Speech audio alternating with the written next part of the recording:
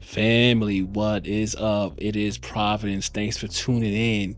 And if you did not know, J. Cole released a banger last night, a song called Port Antonio. And in the song, he gives his perspective on the beef that went down between Drake and Kendrick, his friends or rap friends in the industry, his role in it, his subsequent decision to not partake in the beef and to walk away. And he says a lot of interesting things, man. So I wanted to take some time just to analyze some of the lyrics and just pull from it just the genius that is J. Cole. Let me start by saying, man, this song is really good. I'm a fan of J. Cole. I've been a fan of J. Cole. I'm actually a fan of all three, Drake, Kendrick, and J. Cole. And I'm thankful for all of their contributions in this generation of rap. I know because of the beef, a lot of fans were forced to split and take sides. My favorite artist in this whole thing has been Drake, so I've been rocking with Drake. But truth be told, before all this beefing, I loved all of their music. And this song right here from J. Cole is vintage J. Cole, man. He's giving you everything. He's giving his introspective thoughts. He's giving you bars. He's giving you flow. The beat fits the reflections that he's giving us on this track. So overall, I love the track. So let's look at some lines and see what we can take from it. Now, for the sake of time, I'm going to lock into the second verse because most of what we want, the goodies in this song, is found in the second verse. That's where he talks about the whole beef. And so the first bars that I wanted to look at was J. Cole saying, "Can't knock it if I see it's bout the dough. They instigate the effery because it's profitable, but singing stop the violence tunes when dudes in hospitals." So Cole is clearly saying here that, in my opinion, he didn't want to enter into the beef because there's an inconsistency in hip hop. The inconsistency is a lot of people, executives, fans, whatever the case may be, we like to see the nonsense. We like to see war. We like to see the beef. We like to see the violence, whether it's figurative or maybe even literal, because it's profitable in many ways. Financially, for some people, maybe profitable in the sense that we, the fans, feel like it's an exciting time to watch two rappers beef. Everybody wants to watch a good fight. And so we love to see the violence and the nonsense. But when it escalates and it gets to a point where people start getting hurt, that's when people say, stop the violence. It's gone too far. And Cole is trying to be consistent. He's trying to recognize that if he's not going to be happy watching people actually get hurt, he ain't going to be there to instigate it either. He's not going to participate in it and then live with regret if it ever turns into something crazy. And we did see some craziness happen in this beef. Now, granted, it never, or it hasn't as of yet, rose to anything on the level of Biggie versus Pac.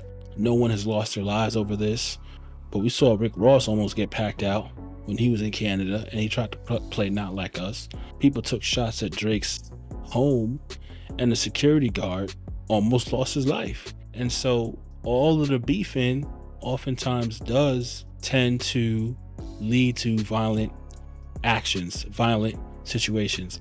And aside from the Drake and Kendrick Lamar beef, I mean, we've seen that happen in countless rap beefs. God only know, I mean, we have an entire genre of rap called drill.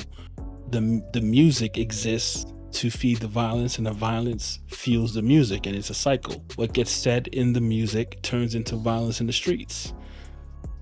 So hip hop does have an inconsistency problem. We celebrate and instigate beef, but when the beef turns into something serious and people start getting hurt, that's when it's prayers up for so-and-so, yo, stop the violence, we gotta chill. All the while, we could have avoided all of this by not instigating in the first place. And yes, truth be told, you can have a rap battle without there being any violence. But we need to be real about the fact that there's always a chance of rap beef turning into real street beef, because even if the rappers themselves don't ever go at it, all of these rappers know somebody that knows somebody that's down to throw their life away and spend the rest of their life in jail just to prove something to the crew and to the rapper that might be funding their lifestyle. So there's always a real chance of that happening. And I applaud J. Cole for being consistent. And we're going to see as we look at the rest of these lyrics, I view J. Cole as a peacemaker. And ultimately, this is a very mature stance that I see J. Cole taking. Next, he says, I pulled the plug because I seen where that was about to go. They wanted blood. They wanted clicks to make their pockets grow. They see this fire in my pen and think I'm dodging smoke. I wouldn't have lost a battle, dog. I would have lost a bro. I would have gained a foe. And all for what? Just to attain some more props from strangers that don't got a clue what I've been aiming for. Now, I gotta say, I love that line where he says, they see this fire in my pen and think I'm dodging smoke. In other words, he's saying, look, dog, why would I dodge smoke when my pen creates fire? Fire is greater than smoke. So he's basically saying, I'm so skilled, I would not need to ever dodge smoke because I'm inferior. So I love that bar. But I want to say one thing to J. Cole, bruh. J. Cole has to kill this idea that Kendrick is his bro. He says, I wouldn't have lost a battle, dog. I would have lost a bro. I don't know where Cole gets this idea that him and Kendrick is cool. I don't even know if him and Drake is all that cool, to be honest with you, because I feel like all of these industry relationships are fickle at the end of the day. If I had to guess, I would say that Cole is closer to Drake than he is with Kendrick. You know, we always see them frolicking on stage, like that meme, that SpongeBob meme where SpongeBob is outside running around having fun with Patrick and Squidward is locked away in his house, right? But with Kendrick, I mean, I don't know what conversations probably happen behind closed doors, but I don't get the impression at all that Kendrick cares much about J. Cole. I mean, he dissed J. Cole on Like That, and that's what caused J. Cole to release the song in the first place. So if he's really your bro, why he's out here coming at you on a song? I mean, I feel like you guys are acquaintances at best, right? There might be some mutual respect, but bro is too strong of a term in my opinion.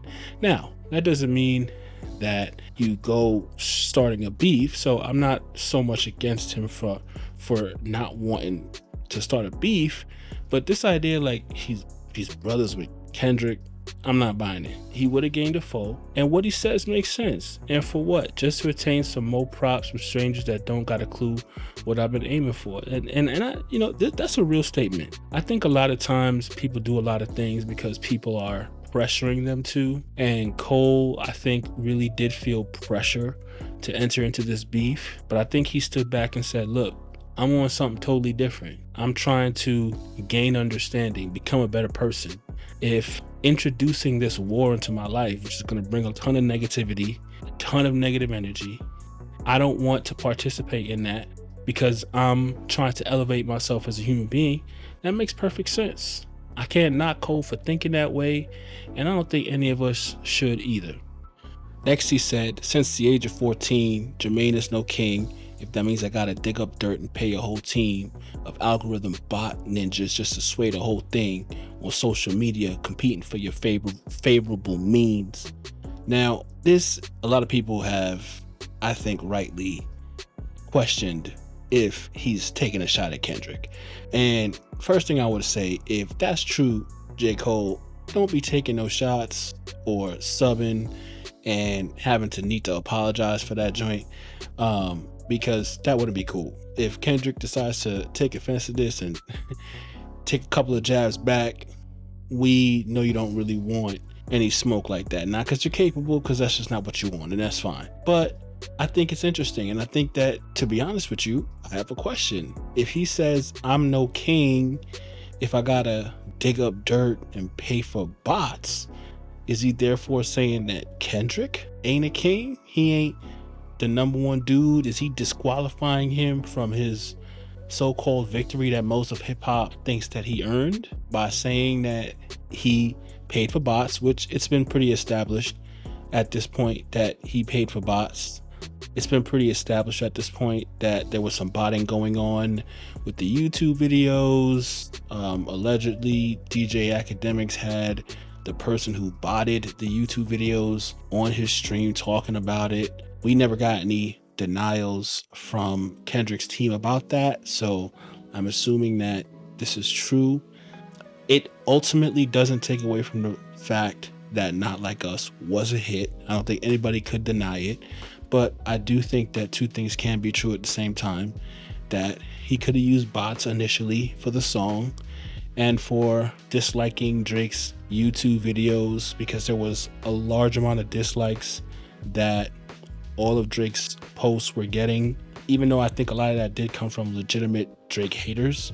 But there could have been a lot of botting involved in that. Was that a scummy thing to do? Yes. Is it something that you should think that disqualifies him from this victory? I'm not so convinced of that. If I was going to make the case that Kendrick lost, I'd focus on some of the mistakes he made in the battle, like this alleged daughter that Drake's supposed to have that we never seen. I wouldn't really care or focus on any bots. But I think it's a fair question. Like, if you gotta engage in all of that scummy stuff to win a battle, should we take points away from you for that? I mean, and that's always been my biggest critique about this whole battle, is that there is no right or wrong way to judge a battle. Everybody has their opinion. And I personally think that because a lot of people don't like Drake, a lot of people had Drake losing this thing before it ever really started. And that's why everyone thinks that Kendrick destroyed Drake, which, even if you think he won, and that's a legitimate opinion, I think if you listen pound for pound for the music that came out, there was no destroying Drake. Drake made excellent music. His bars were insane. Again, I'm not going to say that it would be inconceivable, or I can understand why people think that Kendrick won, but this idea that Kendrick blew him out of the water is crazy. And I think that no one really has a blueprint for how the internet is going to judge a battle, especially if they're incredibly biased. So who's to say using bots shouldn't be allowed, right? Maybe you should allow it. So it's just this thing that tainted this battle. Who actually can judge what should be in a battle or shouldn't be in a battle? Is J. Cole saying in his opinion that Kendrick lost this battle because of the fact that he used bots? I don't know. I think those are good questions. But all I'm saying is, J. Cole, don't be apologizing for this line tomorrow if more people start to think that you took shots at Kendrick. Next he says, I understand the thirst of being first that made them both swing, protecting legacies so lines got crossed, perhaps regrettably. My friends went to war, I walked away with all their blood on me. Now some will discredit me, try to wipe away my pedigree, but please find the N-word out there that's rapping this incredibly. Now, I want to know, protecting legacies so lines got crossed, perhaps regrettably. I don't think Drake or Kendrick seem to regret any of the lines that they crossed. The only person that seems to have any little bit of regret would be you, J. Cole, hence why you deleted your song. But I mean, lines got crossed and those dudes look like they don't care one bit. So he says, now some will discredit me, try to wipe away my pedigree. J. Cole, I think you're gonna have to grapple with the fact that yes, your legacy took a hit. You decided to apologize for putting the video out. That doesn't take away from your overall ability, talent, greatness. Everybody know you could rap, but your overall legacy, yeah, it took a hit. Same way I would say with Drake, his talent is unquestioned in my opinion, but there's always going to be an asterisk next to his name, his legacy, and his place in rap because of the ghostwriting, right? Like, and I would say in the same way Drake is going to have people question his pen, right? When people debate the all-time greats, there's going to be ghostwriting that gets brought up when it comes to talking to Drake. In the same way with Drake, there's going to be an asterisk next to your name that, yes, J. Cole was super talented, but he was always talking a bunch of trash about how he was the best and nobody could mess with him. But when push came to shove and it was time to defend himself, he chose not to do that. Now, does that mean you deserve to be discredited or have your pedigree wiped away. No. Anybody that's trying to say that you're not him anymore, I wouldn't agree with that. I don't think anybody should. But I do think that there's going to be an asterisk by your name when we discuss your legacy. This is going to be a net negative for you, I think, in my opinion. Because yes, you say you understand the thirst of being first that made them both swing. It was about these guys trying to establish their legacy. That's why they went to war. At the end of the day, you know, you trying to make it seem like, well, these dudes went to war because people were trying to make money off of it and they were pressing for this to happen so that people's pockets would get swole. But at the end of the day, Drake and Kendrick are the only two people responsible for going to war, and they did so because of their legacy, right? And you understand that to be the case, and consequently, when you decided to bow out, you locked in your spot, in my opinion, at third place when it comes to discussing the greats of this generation. Next, he said, my dog texted me. I'll share the words he said to me. If you refuse to shoot a gun, don't mean the gun ain't deadly. I guess in that metaphor, hypothetically, the gun is me. I text him back like, guess a gun ain't what I'm trying to be. My ninja, they stripped me of my spot and now I'm finally free. My ninja. Yo, there's a lot going on here and I really appreciate what it is. I think you really see J. Cole's heart here. He's a good dude. He ain't trying to be a gun. He ain't trying to be an agent of war and destruction. He's trying to be a peacemaker. He's trying to unite.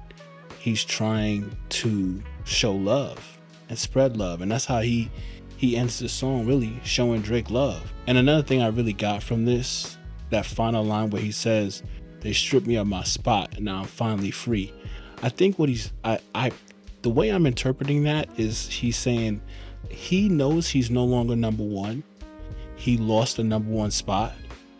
And because he refused to battle, he's conceded that they took that spot from him now. But he's finally free because he no longer needs to run after that spot. Like he's done with the rat race. He's done trying to prove he's number one. If he's got to battle and be destructive and fight against his brothers, he doesn't want to fight for that spot, that number one spot. And he's free from the rat race. He's free to just be himself and rap and do what he want to do. And I respect that. I really do. I think for me, my only issue with J. Cole choosing peace was that he should have known that that's what he wanted before he released the song 7 Minute Drill. If he would have had known that, if he would have been, I think, more honest with himself from the very beginning, that he wasn't trying to go to war and never released a song, it wouldn't have been as jarring if he would have just said, look, you know what? I'm not trying to beef with Kendrick. I love the brother. It is what it is. I'm not going to engage. But I think it was the fact that he released the song and then came back and apologized for the song, which really still strikes people the wrong way. And you know what? I'm reminded of the words of Jesus when Jesus says, before a man goes to war, does he not count the costs? There's wisdom in counting the costs of war. And I don't think that J. Cole counted the costs of war before he released his song. And so for you to go to war, fight back, and then apologize from it, for it, it's always going to look like you folded. And it doesn't hit when you're this rapper that's always talking about how great you are, how many bars you got, and how nobody can mess with you, right? The boasting is what makes it complicated. If you're walking around here like Lecrae, right, just talking about God and being humble, nobody would be mad at you whatsoever for not wanting to engage in a rap battle. But the fact that you're always boasting and then you actually released a diss track, it was very un-hip hop of you to take it back. So I don't have any problem whatsoever with J. Cole choosing peace. I just wish he would have known that before he did what he did. Next he says, they say I'm picking sides. Hey, don't you lie on me, my ninja. To start another war, hey Drake, you'll always be my ninja. I ain't ashamed to say you did a lot for me, my ninja. And you know what I really appreciate about this, man, especially as a Drake fan? Finally, somebody in this whole thing is giving Drake his props.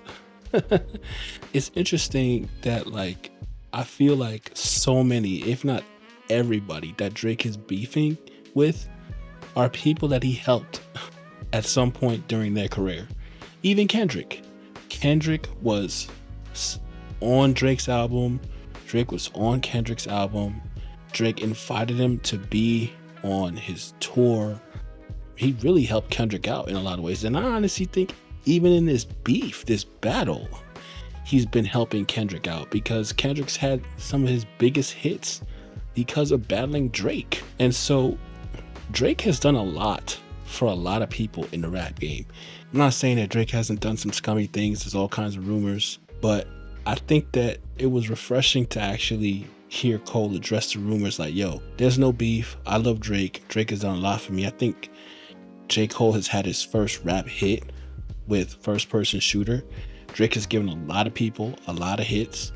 And I'm still surprised to have seen Drake beefing with the likes of Rick Ross and A$AP Rocky and Future, Metro Boomin. All of them have made money off of Drake. All of them. Right? And not to mention the things he's probably done for them behind the scenes. So it was still very strange to see all of this beefing with some of these people, all of these people that eventually ended up turning their backs on Drake. And so I think it was very admirable for J. Cole to say, look, bro, I ain't never gonna have no problem with you. I love you. Thank you for doing everything you've done, what you've done for me. Now, the end of the song, he says, forget all the narratives. Tapping back into your magic pen is what's imperative. Reminding folks why we do it. It's not for beefing, it's for speaking our thoughts, pushing ourselves, reaching the charts, reaching your minds, deep in your heart, screaming to find emotions to touch, something inside to open you up, help you cope with the rough times and stuff. I'm sending love because we ain't promised stuff, my ninja. Here he's just talking to Drake, as I understand it. And he's telling Drake, it almost sounds like he's consoling Drake. Like, Drake, you lost. It's okay, but it's time for you to tap back into your magic pen, right? Forget about all this beefing, right? And let's get back to why we got in this. We got in this to touch people's lives. We got in this to help people heal and express ourselves and get success on the charts and whatnot, right? Not for this beefing, not for this, negative energy, right? And he's so complimentary of Drake. He calls Drake's pen magic, and he says, forget the narratives, right? I can only imagine some of those narratives include the whole PDF file that he's being called by Kendrick Lamar, right? Forget those narratives, tap back into your magic pen. Let's get back to touching people's lives with the music we make. And I think that that's just J. Cole trying to be the friend that he is. And the thing that I got from this whole song is that J. Cole is a peacemaker. That's what he is. In some respects, I think he is the Messiah that Kendrick claims to want to be. Kendrick's the one walking around with a crown of thorns on his head like he's the rap Messiah. But to be honest with you, I've just seen Kendrick do nothing but divide people. Pop out, take shots, whatever. You can call it just hip hop, right? It's just rappers being rappers. But J. Cole really is about this peace and love and trying to unite people and bring people together. And I think that if J. Cole could, he'd have a sit down with Drake and Kendrick and try to mend the relationship, right? And he's talking to Drake as a friend here, and he wants to see Drake just get back up, get back focused, forget about all the narratives, and get back to doing you. I take from that J. Cole is rap's peacemaker, right? So those have been my thoughts on Port Antonio. Thank you so much for listening. This video ended up being way longer than I thought it was going to be, but I just had a lot to say on this song because I really did appreciate what Cole brought to the table here. If you liked the video, please like and subscribe. This has been Providence. Thank you so much for listening. Peace.